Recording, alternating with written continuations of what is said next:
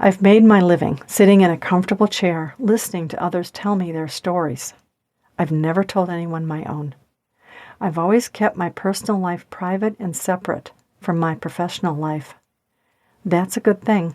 Clients do not come to a therapist to hear about another's life. They come to hear about their own, and their telling of it helps them hear themselves more fully. Sharing my story is something I'd never planned on doing. Basically, I'm an introvert. A lot of therapists are.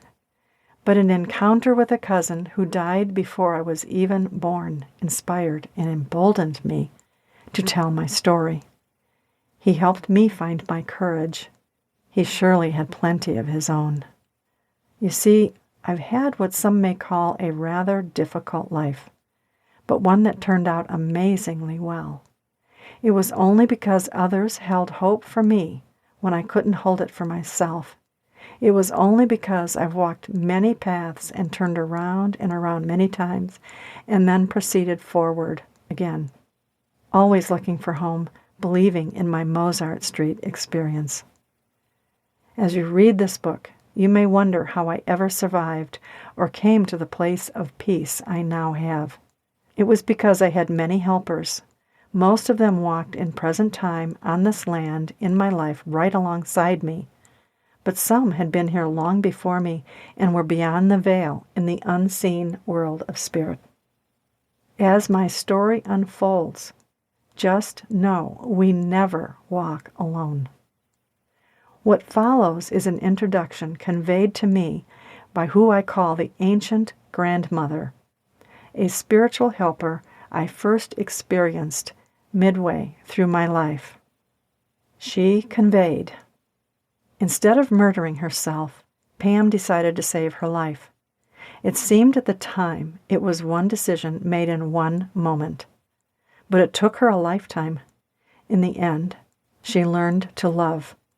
Not a selfish love, but a deep love, grown through forgiving and through walking into darkness, carrying a candle and a rose. We witnessed every step, every misstep, every ending, every beginning, and held her with love. As promised millenniums ago, we sent her a series of invitations. Many of them she found painful, but all leading her into knowing love. Choice made the difference between grace and hell, and everything in between. We were there, holding her as she danced with suicide and depression through a very long, dark night of the soul. She thought she had lost us. She was sure innocence had died. Then, searching deeply inside her heart, walking backward through the darkness and the mystery of her life and our human lineage, she found a deeper, truer part of herself. Finally, one morning about 8:10 a.m., with a sip of coffee warming her tongue, she remembered. She realized she could love, and she could come home. For her, the end was worth the walks into darkness, the struggles with slippery mud, the falling and the getting up. She came to know she is not who she thought she was, and neither are any of us who walk upon this earth. We are so much more.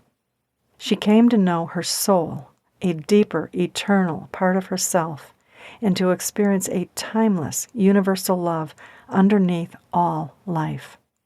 She wouldn't share this until now, until she knew the ending, and remarkably, until she experienced the beginning. And so, we start with the moment she finally recognized a great shift was upon her, and she could deny her deeper self no longer.